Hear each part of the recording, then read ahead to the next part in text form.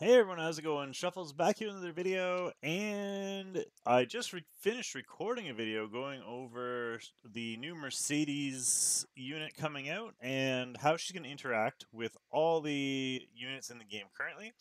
And I was just about to put it out, but we have bigger news.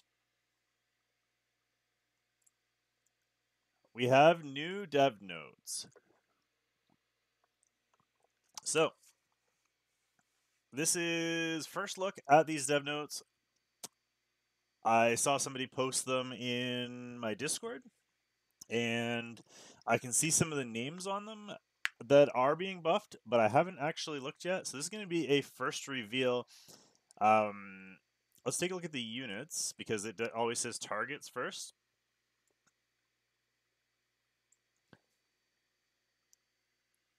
This is interesting to say the least. So let's start at the bottom. Captain Rickeris. I think he needed a buff. Nobody's using him. I think that's a good idea. If you're going to have a specialty change and you're going to want people to do it, it's nice to be able to have them to be usable. Kawazu, we actually guessed Kawazu, funny enough. And from Covenant Summon Silk, that's Nature Silk. I was literally just saying I wanted to build Nature Silk. That's really exciting. I think she's already good. I think well, not good. Maybe I should reword that. But in the last tier list, if you want to check, you can see that I say I think she could actually be quite good in RTA, and I think she's underrated. People just forget about her because she's free so early that we haven't looked at her since. I'm kind of sad that she's getting a buff because I kind of wanted to build her before she got buffed, so I could say I was the first one. But guess that's not going to happen. On to the next one, Free Spirit Tieria. I guess that's a good idea. I mean, she's okay early game. Maybe I don't think they're going to try and push her to work late game, but you never know. I'm shocked that Yuna got a buff. That's scary. Yuna getting a buff, a unit with that kind of base speed getting a buff is ultra, ultra, ultra scary. We'll see what she has in store. I know you're all upset. Fire Haste finally getting a buff. I actually have both hastes. I have a triple S Fire Haste, so I'm curious to see what happens with that Fire Haste. He's also already pretty much skilled up, so that'll be interesting. He's also Friendship level 10, which is nice. Then we have Calrick, who definitely needed the buff. I've seen a couple people using him in RTA, but usually just for fun. And then the two big ones. Two units that I don't think needed a buff. I was using Briar Witch Isarium today in Legend RTA on stream.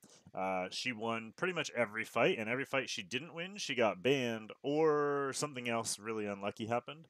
And Specimen says a unit who is a must ban every time you see him in RTA. So Specimen says also going to be ridiculously scary.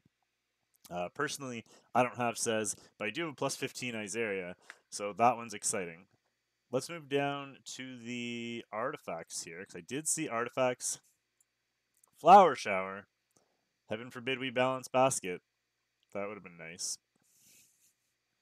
Alright, so this is going to start at the Moonlights. I want to start at the bottom. So let's fire down to the bottom of this list. I don't want to see any of these comments just yet. Alright, here we go. Flower Shower. 50% chance to grant increase attack to the caster for 2 turns when enemy is defeated. Is now increases effectiveness by 7% when enemy is defeated, and increases attack of the caster for 2 turns. So you automatically, even without it being leveled, get the attack buff. But now you get an effectiveness buff as well. I guess that's nice. I don't really use that artifact, but it's nice for 4-star artifact. Get a nice little buff. I have no complaints about that one. Moving up to Rickeris. Oh my god, okay, so already this is earth-shattering for Smilegate. I have never before seen them only buff 1 skill. Every single time, they always buff 3 skills. Here, they've only buffed 1 skill. Maybe it's because it's his only skill. Once he specialty changed, that way they didn't have to buff both units. But this is actually really good if they end up only buffing 1 skill in some of these units, like Spez and like Isarium, because I don't think they needed a buff. And if they buff all 3 skills, they're going to be ultra broken. So let's see what they did here. They added Restrict. Wow. So with 75% chance to dispel 1 buff before a 75% chance to restrict. Also, still with a 75% chance to stun. So, yes, he's not a mage, but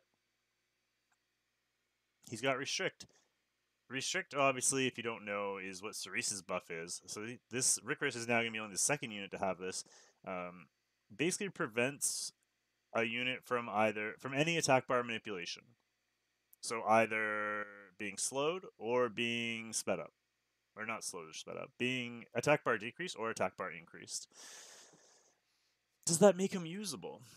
I honestly, I don't know. I don't see it. Because the reason Restrict is so good is because Cerise is so fast. She goes first and disables units like Sage Ball, stuff like that, right? I don't see him being used that way. Maybe you could build him to counter something like a Rose Cleave or something. I don't know, but maybe you never know. We'll see what people come up with. Moving up to the next one, Kawazu. So we have 2 skills buffed here on Kawazu. I can see like Discord popping off in the corner of my eye here. People are just like Isarium buff hype. Trying not to look at it. So skill 1, chance to burn for attacks the enemy with a ball of flame, 25% chance to burn for 2 turns. Now, that same chance, but to decrease defense for 2 turns. Then, after attacking, it's 35% chance to activate Burning Vitality. Burning Vitality increases CR of the caster by 20%. Can soul burn for 20 souls. Oh my god, that's a lot. I mean, I guess it's better, but 20 souls just to get a defense break from 50% to 100% seems like a lot. But especially for single target. But we will see. I mean, the buff is nice. From burn to defense break is a huge buff. But we'll have to see what they do here. Composure, when the caster is debuffed after being attacked, dispels all debuffs, activates Burning Vitality, can only be activated once every 3 turns. Burning Vitality increases attack of the caster for 2 turns. So they moved that up here and changed it. So now, when the caster is debuffed after being attacked, dispels all debuffs and increases attack of the caster for 2 turns, can only be activated once every 3 turns. So she has an attack buff now instead of. So they removed her attack buff and then they gave her the attack buff. So this isn't even really a buff. This is the same thing. She just gets it automatically instead of passively. That way they can move it up here. Interesting. Does that make her usable? Honestly, I don't think so. I think she needed more than that. Wait, is this the girl? No, Kuana's the girl. This is the guy. This Kwazu's the guy. Does that make him usable? No, I don't think so. Defense break. I mean, if you're building him for Golem, I guess. But if you're doing Golem, then we need to talk about your life choices. But other than that, I don't think that makes him usable. I really thought that was the girl. I'm kind of disappointed. All right. So the increased damage dealt of Silk on skill 2 and just skill 2 before and after awakening. Gains 1 focus in a turn, consumes 1 focus when attacked. And casters focus 2 or more. It's fine. Okay, so gains 1 focus start a turn, consumes 1 when attacked, increasing CR by 15%. When caster stack focuses 2 or more, enhance into auto fire, increasing damage dealt. So she gets a bit of a CR boost. This isn't a great buff, honestly. The damage buff is fine, but honestly I don't think I would build her damage anyway. If you're early game, this is great because it's going to help her. She doesn't need as much speed. If you're late game for like PvP, this doesn't really help you. But if this is for PvE, it's a really nice buff for her.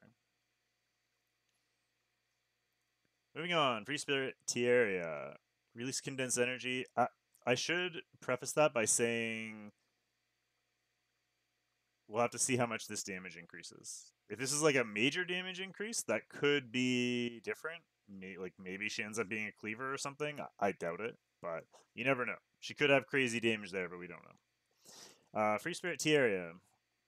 Releasing condensed energy at all enemies, recovering health to caster, proportional damage dealt, cooldown reduced by 1 when the enemy is defeated.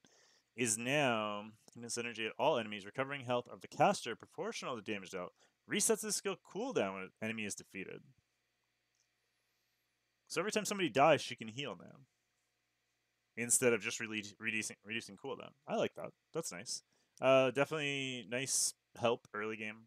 Again, you probably won't use her in PvP, but it does help bridge the gap between like early game and end game. So nice little buff there. Yuna, this is a little bit of a scary one. Acquires 2 focus, acquires 3 focus. That is her buff skill. So she gets an extra focus in there. And then Meteor Cannon, ooh, attacks all enemies with enormous powerful cannon, inflicting huge damage, but now also grants an extra turn to the caster, and all of her skills are AoE.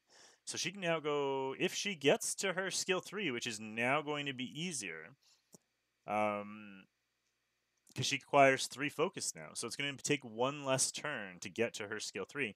But if she gets there, she's going to go skill 3 into skill 1, which is going to be really, really scary. That's going to be a lot of damage. So for PvE, it's better. If you do use her in PvP, I only know 1 person that uses her in RTA.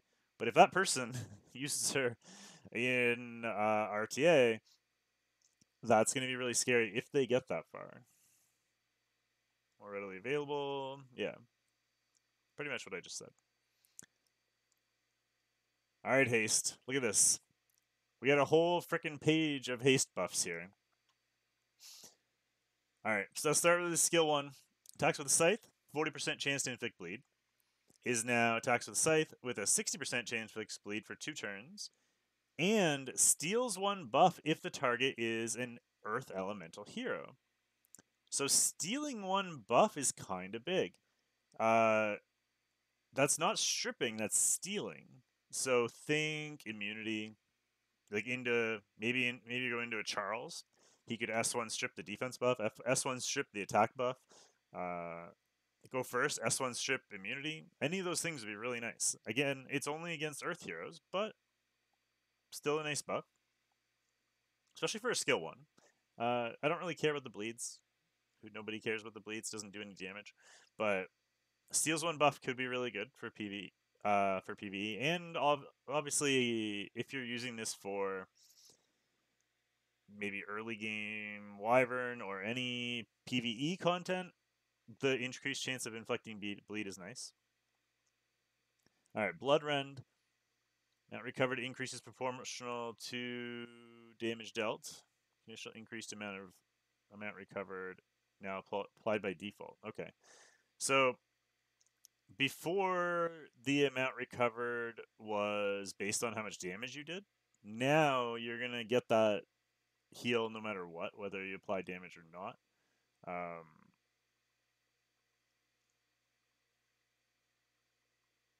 Wait. Oh, it's this condition. Sorry. They don't need to be bleeding in order to get the maximum heal. So if you just use the skill 2 early without bleeding first, then you still get the maximum heal. Yeah. That's nice. It's not big, though. Hopefully this is a big buff for him, because he really needs it. Attacks all enemies with Envoy Scythe, 60% chance to randomly inflict 3 bleed defects among the enemy for 2 turns. Capped at 75. Now 85% chance, so caps at 100. So 100% chance to inflict 3 bleed effects for 2 turns. When there are 3 or fewer enemies, damage dealt increases with fewer enemies.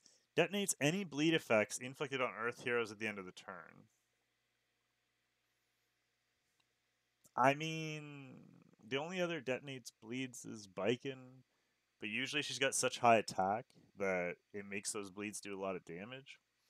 I guess technically, if you land all 3, it is 100% now. If you land all 3, that could end up doing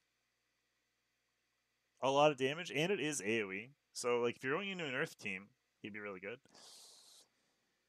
It might be tough to use, but we'll see. can't think of a real spot where I would use this, but maybe I'm just not thinking about it yet. He is really good against Earth Elemental heroes, though. If you're having a hard time against Earth heroes, you could try that.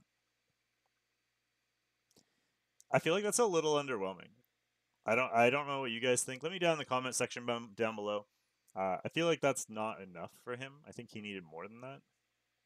I have used him in RTA just for fun, and I'm sure we'll use him after this buff goes live. We'll throw gear on him and try and use him in RTA. But yeah, but all right, Calrick.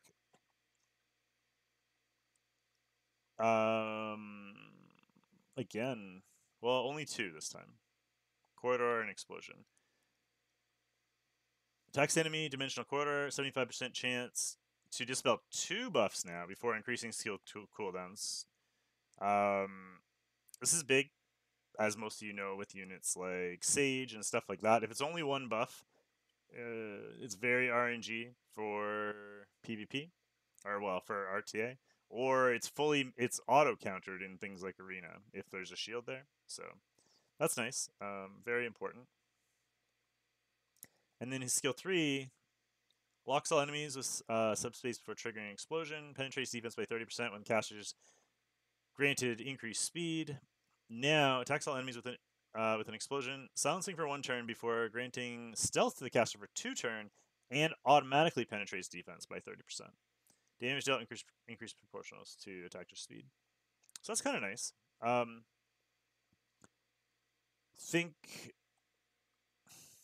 So first of all, he doesn't need a speed buff in order for this to work.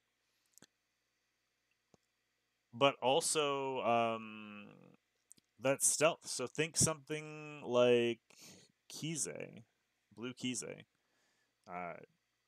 The automatic stealth for 2 turns after the attack can be really nice. So, and he doesn't have to worry about being granted increased speed to get the defense ignoring. So that could be good. I think that might be a good enough buff for him. We'll have to see. We'll have to play it out. His damage isn't spectacular, especially on the AoE. That's kind of was the big issue before. I don't know. We'll see. We'll have to see what happens with that and whether or not that does enough damage to be worth. Because it's AoE from a fire unit. There aren't a lot of fire units where you really want an AoE, but we'll see. I haven't built. I don't have him skilled up, but I haven't built. We can play with him. All right. Specimen says, oh my god. I know Specimen says he's going to be broken. I just know it.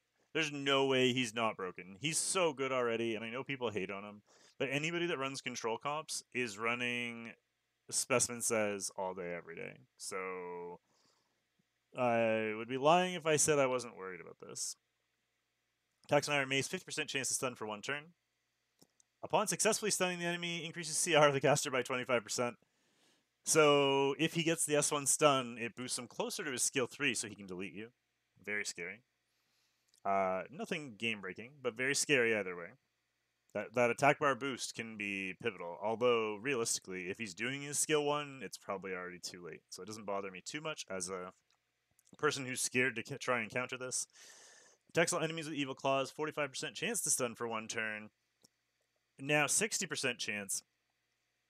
And damage dealt increased. His skill 2 actually already did really good damage. I have him max skilled on my baby account. And this does big damage. Can already nuke people with this. So the fact that the damage dealt is increased is going to be really scary if you're facing him. Plus that 60% chance to stun, man. AoE 60% chance to stun with the skill 3 that he has. Oh my god. Very, very, very scary. So that's obviously the same thing. The fact that they're buffing his skill 3 when his skill 3 is insane. It's one of the best skill 3s in the game. Oh boy. Alright. Attacks with Light Storm, inflicting extinction, resetting cooldown for the skill when the enemy is defeated. Penetrates defense by 30% or 100% when the enemy is stunned. But now, if this skill is available when an ally, except for the caster, which is him, is attacked, he has a 20% chance to counter.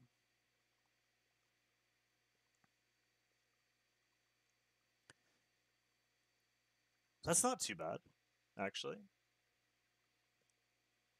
First of all, if haste is in the team, you're attacking haste, right? Realistically. The only way you're not is if it's an AoE. So he could counter. And if they're running, so say for example, they're running 2 strips, 2 stuns, or 2 crowd control units, and him, he can, and say you ban, I don't know, maybe there's a CDOM in there as the 5th unit. You ban the CDOM for whatever reason instead of banning him. They try and stun you, or they try and strip, you cut. Maybe they stripped all your buffs. You had immunity, you don't anymore. Your FCC goes first to AoE. He could potentially, if she uses her AoE, it hits everybody. He could potentially counter stun you, and then because he's stunned, it would boost his own attack bar into his skill. He'd be able to cut you and then delete at the same time. So that could be really scary. I've always said he'd be a good bruiser because you could put him on an HP pair of boots or something. So I think this kind of makes him a little more bruiserish. I like it. I don't think that's too bad. I was really worried he was going to be broken after this. I don't think this breaks him. I think this makes him top tier, but I don't think it makes him broken. So I'm okay with this. If you run control comps, you're very happy with this. If you don't run control comps, you're a little bit scared of this now because you know people are going to use them more. But nothing broken. And the big one, Briar Witch Isarium. Alright, let's start at the top.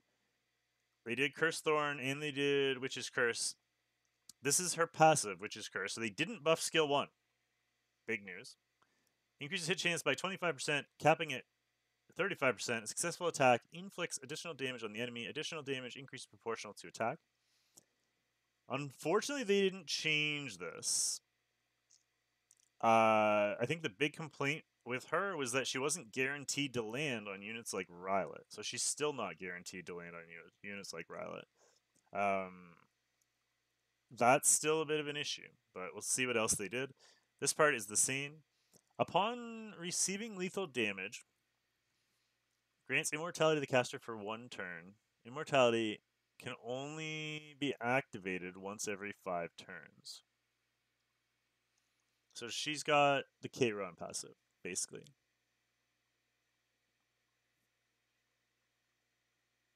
Interesting. So she can't get 1 shot on turn 1. So if you've got immunity on her, she can't just die before doing her skill. That's interesting. I don't know how I feel about that, but not terrible. It's a weird buff for this when everybody was crying for the hit chance and they gave us immortality. Very strange. Cursed Horn, the skill 3. So this is big. This part's big. Attacks all enemies, Cursed Thornbush, dispelling all buffs, with now a 100% chance to decrease attack and make them unbuffable for 2 turns. Used to be 85% chance. It was always 100% chance to strip, but it was only 85% chance to land buff block and to land attack break. It's now 100% chance. So as long as you get the strip, it's still going to be easy to get resisted, but I know it looks like all the damage is the same. So it's a nice buff for her. Basically increasing her chance to land, which already was pretty regular. And then immortality on her passive, which is really interesting. I don't know how that's going to affect things. I feel like she never gets through. If you're in Legend RTA, you know how scary Briar Witch is. If you're not, you're probably still thinking she's terrible. If you want to see me use her, I'll be using her on stream tomorrow. I did re-gear her and have been using her regularly. Or use her all day today, and she literally won almost every fight. So make sure you check that out, twitch.tv/5fingershuffle. We go from 7:30 Eastern till whenever in the morning. But yeah, that's gonna be it for today, guys. Let me know down in the comment section below what you think of these buffs. We're gonna wrap up the video for now, and we will see you all next time. Thank you so much for watching, and have a great day. Bye for now, guys.